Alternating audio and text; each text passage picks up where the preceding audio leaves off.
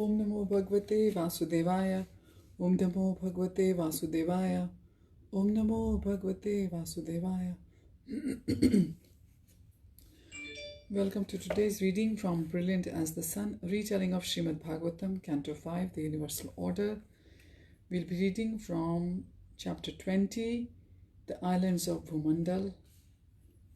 Mukam karoti vachalam pankum langhayate girim yat kripa tam aham vande Shri Gurum Dinatarinam Paramananda Madhavam Shri Chaitanya Ishwaram Hari Om Tat Sat. Shukadev raised his hand and the vast circular plain of Bhumandala again appeared in the heavens, with its 7 concentric islands and oceans becoming successively broader as they went outwards.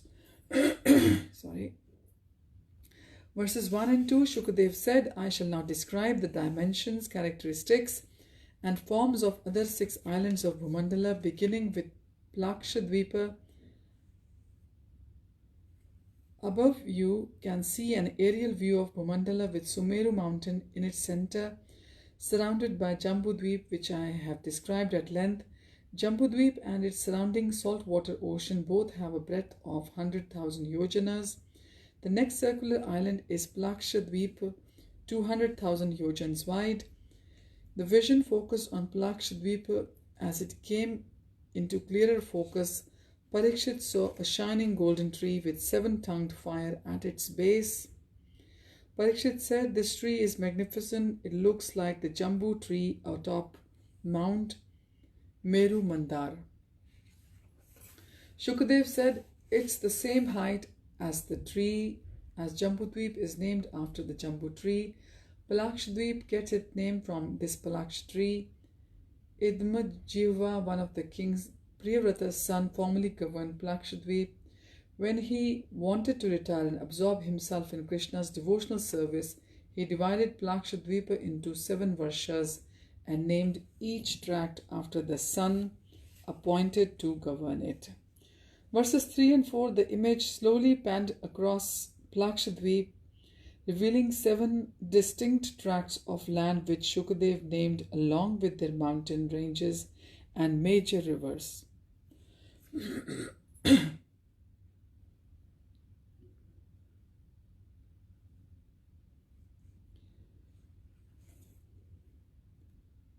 Shukadev said, it is the regular practice of the inhabitants of Plakshadweep to bathe in these rivers and immediately become purified of material contamination. They divide their society according to Varna and Ashram, but with different names to ours. The people here live for 1,000 years, are beautiful like the celestials, and beget children as do the gods. By performance of Vedic rituals, they worship the Supreme Lord as the sun, and in their next lives, they go to the sun planet. Shukadev lifted his hand, and in the sky appeared a grand temple. To the far end was an ornate altar. There, on a magnificent throne, sat an effulgent form difficult to gaze upon. Youthful persons of great beauty crowded the temple, dressed in fine silken robes and adorned with many golden, bejeweled ornaments. Bowing their heads, they prayed in unison. Verse 5. We surrender to Suryadev, a reflection of Lord Vishnu, the Supreme Personality. Vishnu is the oldest person and the only venerable Lord. He is the Vedas, religion, and the source of the results of work. Why are they worshipping the sun god instead of Vishnu? Asked Parikshit. They worship him as a part of Vishnu's universal form, considering him the Lord's representative. Verse 6, O king, everyone on Plakshadweep is courageous and lives a long life with full sensual vigor, bodily strength, mental power, and intelligence. This is equally true of the inhabitants of the other islands moving out from Plakshadweep. Shukadev waved his hand, and the aerial view of Bhumandala returned. Verse 7. The ocean on the outer border of the Plakshadweep tastes like sugarcane juice and is equal in breadth to Plakshadweep itself. On its outer shore is another island twice as wide as Plakshadweep. known as Shalmali Dweep, which is surrounded by an equally broad ocean of liquor known as Surasagar. The vision focused on a tall, expansive tree in Shalmali Dweep. Verse 8, Shukadev said, "This is the Shalmali tree from which this island gets its name, like the Jambu and Plaksha trees. It too is 100 yojans broad and 1100 yojans tall. Learned scholars say that the Vishnu's eagle carrier Garuda, the king of all birds, lives in this tree, offering him Vedic prayers." Verses 9 and 10, Priyavrat installed his son Yajnabahu as the ruler of Shalmali. When Yajnabahu wanted to retire, he divided Shalmali Dweep into 7 varshas, which he gave to his own sons after whom they were named. The aerial vision slowly panned across the 7 varshas of Shalmali Dweep, showing their mountain ranges and rivers, which Shukadev named. Verse 11, the inhabitants here strictly adhere to the Varnashram Dharma and they worship the Lord's expansion, Soma, the moon god. Again, the vision revealed a magnificent temple with many golden domes and ornate stone carvings. Within the temple was a great altar. On a magnificent throne sat Soma, emanating a whitish radiance.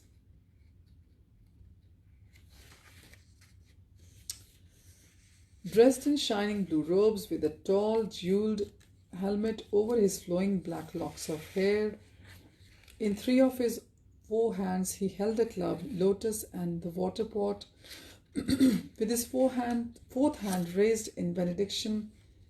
Behind him was his antelope carrier. Throngs of worshippers stood before him.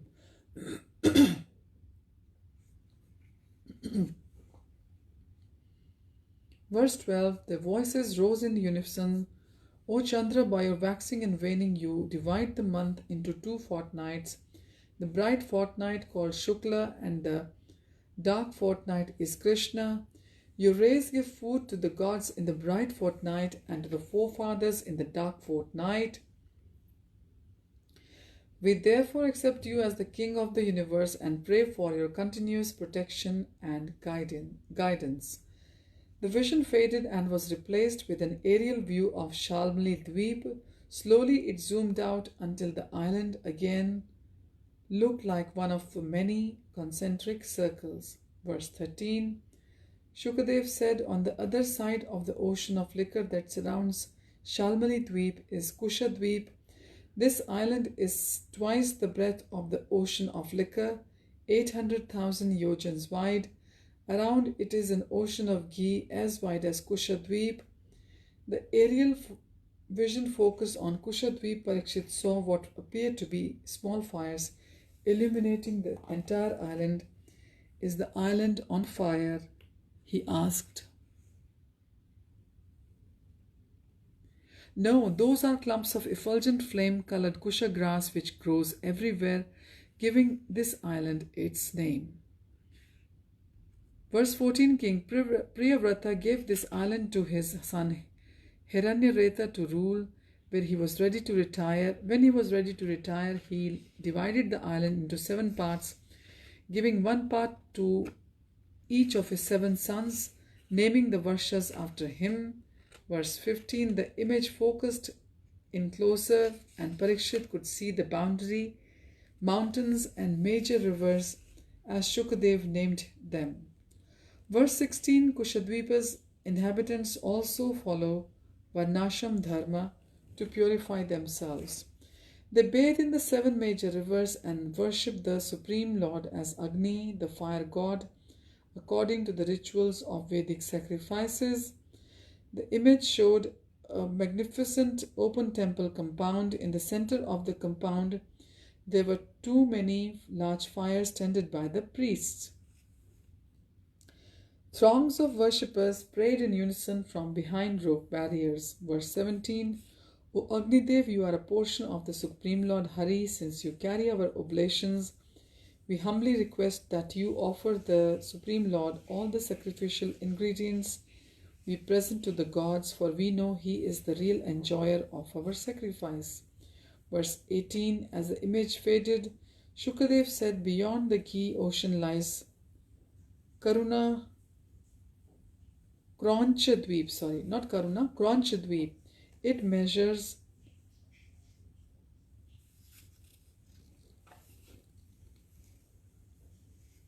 1,600,000 yojans in breadth and is surrounded by a milk ocean as wide as the island itself. The island is named after its main mountain range, Kronch. Kartikeya's weapons destroyed the vegetation on its slopes. It was later immersed in the milk ocean and Varun offered its protection. Since then, the mountain has become fearless. Verses 20 to 21. Formerly Priyavrat's son, the learned scholar Ghritaprishta, ruled the island. He divided it amongst his 7 sons, naming each division after them. He then retired to practice devotional service to Krishna, the all-auspicious soul of all souls, and attained life's perfection. These varshas are also divided by 7 mountain ranges and 7 rivers. Verse 22. The inhabitants of Kronchadweep, who are also divided into 4 castes, worship the Supreme Lord as Varun, the god of water, by offering him palmfuls of river water. The aerial vision showed a magnificent open temple alongside the bank of a flowing river. Throngs of worshippers standing waist deep in the river offered the water back into the river as they recited this prayer. Verse 23. O sacred water, you are the energy of Krishna, the Supreme Lord, and you purify the 3 worlds, Bhu, Bhuvar, and Swargaloks. We sprinkle you on our heads because you remove all sins. Kindly purify us. The vision faded and was replaced with the aerial view of Bhumandala. Slowly the image panned across the surrounding ocean to reveal the next island, focusing on an immense teak wood tree covered in yellowish blossoms growing in its center. Verses 24 to 28. Shukadev said, beyond the milk ocean lies Shukadweep, which is 3,200,000 yojans wide. On its outer border is an equally broad ocean of yogurt. Shukadweep is named after the fragrant shaka tree growing there, the scent of which perfumes the entire island. Excuse me. Priyavrat gave this island to his son Medhatithi, who on retiring divided it between his 7 sons. These varshas are also divided by 7 mountain ranges and large rivers. The residents of Shakadweep also adhere to Varnashram and they practice Ashtanga yogas, especially pranayam. While in trance, they worship the Lord as Vayu, the wind god.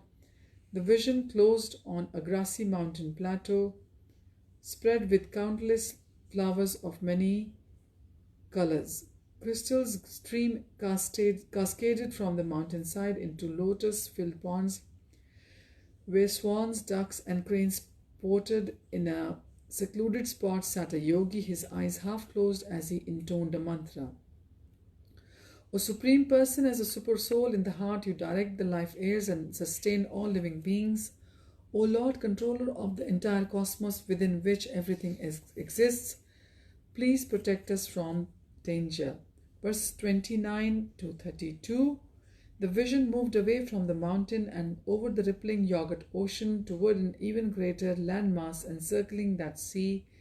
It had a vast mountain range in its center going all around that immense island. The sun globe moved swiftly in a clockwise direction. Above the mountain to the north, south, east, and west of the mountain top were 4 grand cities. As the image panned the island, Parikshit noticed an ethereal lotus flower of the transcendent beauty.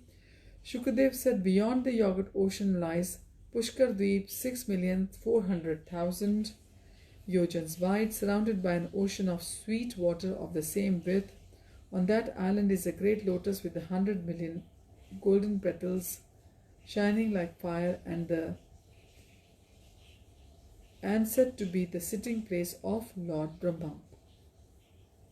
The most powerful living being in the middle of the island is the great Manasottara mountain, forming the boundary between its inner and outer Varshas. On that mountain in the four directions are the residential quarters of the gods Indra, again Agni, Varun and Kuber. Indra, quarters of the gods Indra, Agni, Varun and Kuber. The sun god's chariot travels over that mountain in an orbit known as Samvatsara. Encircling Mount Meru, the sun path to the northern side of Mount Sumeru is called Uttarayan, and the path to the south of it is called Dakshinayan. One orbit of the sun equal around the Sumeru is 24 hours for the gods and upper planetary system. Priyavrata's son Vittihotra ruled this island, then he retired and gave its 2 Varshas to his own sons Ramanak and Dhataki, after whom they were named. To fulfill their material desires, the residents of this region worshipped the Lord as Brahmin. The vision zoomed in on throngs of worshippers encircling Lord Brahma as he sat on the many-petaled golden lotus. With raised hands they prayed. Verse 33. O Lord Brahma, you are called Karmamaya.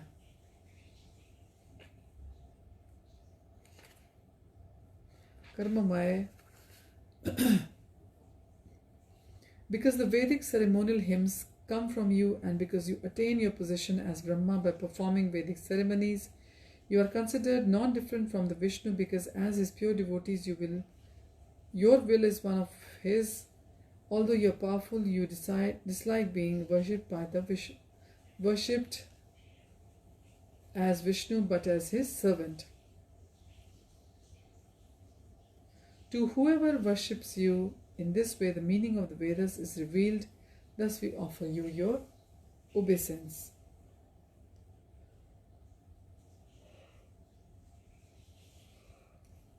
Verses 34 to 37. Slowly the image panned the outer circumference of Bhumandala. Beyond the sweet water ocean, the land was extensive. There was a broad area as wide as the region between Mount Sumeru and Mount Manasotra. There the terrain remained unchanged.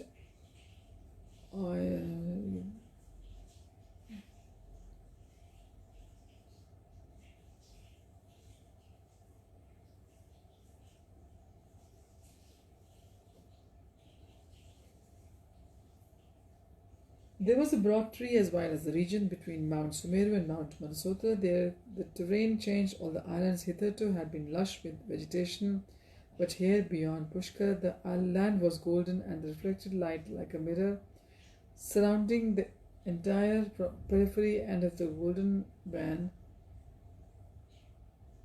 land was a vast mountain range, beyond which was darkness.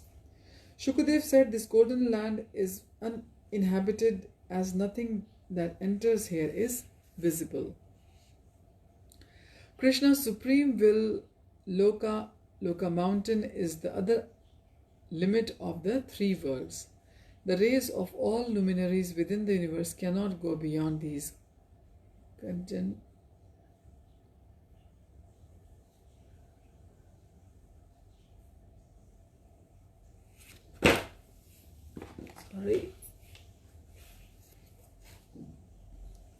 Shukadev said, this golden land is uninhabited, as nothing that enters here is visible. By Krishna's supreme will, Loka mountain is the outer limit of the 3 worlds. The rays of all luminaries within the universe cannot go beyond this mountain range, which extends upward higher than Dhruvalok. Verse 38, all the descriptions and measurements I have mentioned are exactly according to the teachings of learned scholars who are free from illusion, mistakes, and deceit according to their self calculations. The distance from Mount Sumeru to the outer edge of Loka mountain is 125 million yojans, which is merely a quarter of the diameter of the universe.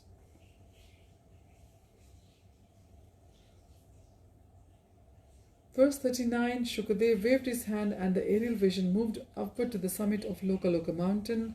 Parikshit saw 4 gigantic elephants standing there, one in each of the 4 directions.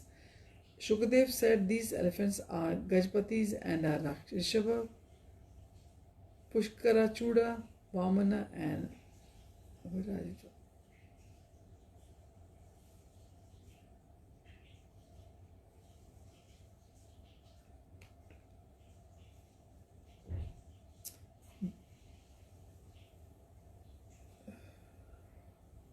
Verse 39, Shukadev waved his hand and the aerial vision moved upward to the summit of Loka mountain. Parikshit saw the 4 gigantic elephants standing there, one in each of the 4 directions. Shukadev said these elephants are Gajpatis. They are Rishab, Pushkarachuda, Vaman and Aparajita. Brahma placed them from here to maintain the balance of the universe. The aerial range spanned the surface of the Loka mountain until it rested for 4.5 forms of Vishnu surrounded by his associates. Verse 40, Shukadev said, the Supreme Person, the Master of the inconceivable powers and the Lord of the spiritual world, the super soul of all beings, dwells on top of Loka mountain in a very pure conscious spiritual form.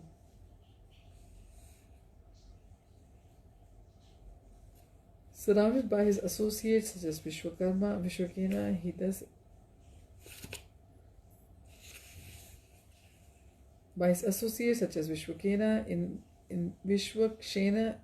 he thus benefits all living entities by empowering the Gajpatis and the gods left by Indra, who are entrusted with the universal administration.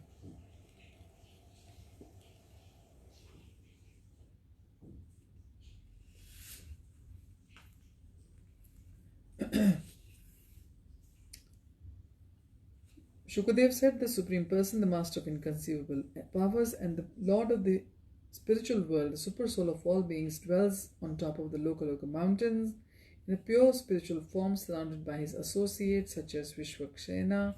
He thus benefited all living entities by empowering the Gajpatis and the gods led by Indra, who are entrusted with the universal administration, decorated with the different weapons in his 4 hands, the inhabitants of his 4 swords and the inhabitants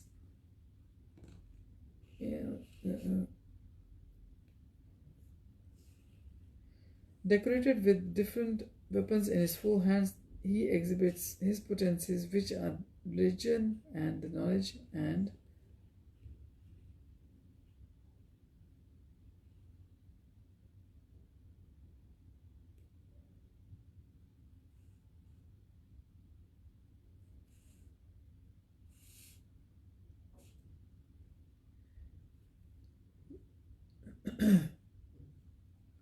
decorated with different weapons in his 4 hands, he exhibits his potencies such as religion and the knowledge and his mystic powers. Parikshit said, since the Lord already expands as a super soul in order to maintain his creation, why is it necessary for him to expand himself again to maintain the Gajpatis and the gods? Verse 41, Shukadev said, it's the Lord's pastime that he expands in various forms as Narayan and Vishnu. He assumes these beautifully decorated forms by his own free will. Parikshit said, does anything lie beyond the Loka mountain? Verse 42, my dear king, beyond the Loka mountain is the dark land known as the Alok Varsha. It extends the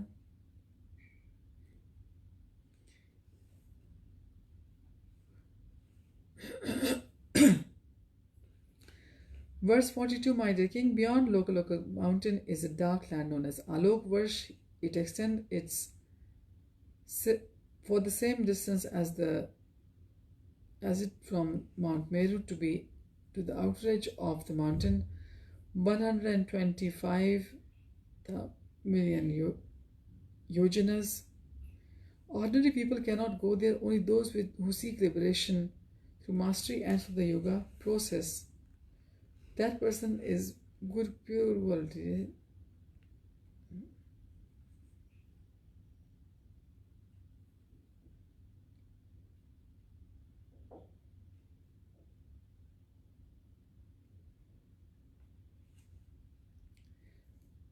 Ordinary people cannot go there, only those who seek liberation through mastery of the yoga process. That region is in pure goodness because the modes of nature do not operate there. Krishna took Arjun through this region and they visited Mahavishnu to bring back the Brahmin sons.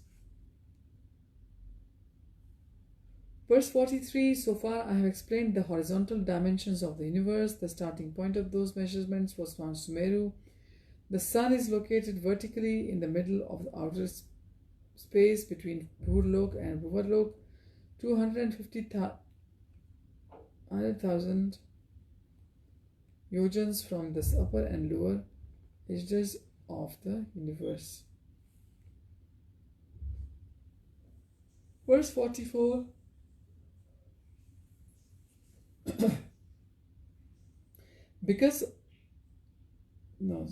Surya is also known as Martanda, Anda, preference to the universal egg, which is Mrita, insentient, without light. So because he enters this dark, insentient egg, he is called Martanda. He is also called Hiranyagarbha or Vairaj because he received the body from Brahma, who is also known as those names, and because like Brahma, he sustains the energy. Verse 45, because of the sun, we can differentiate between directions. For example, the sun rises in the east and sets in the west.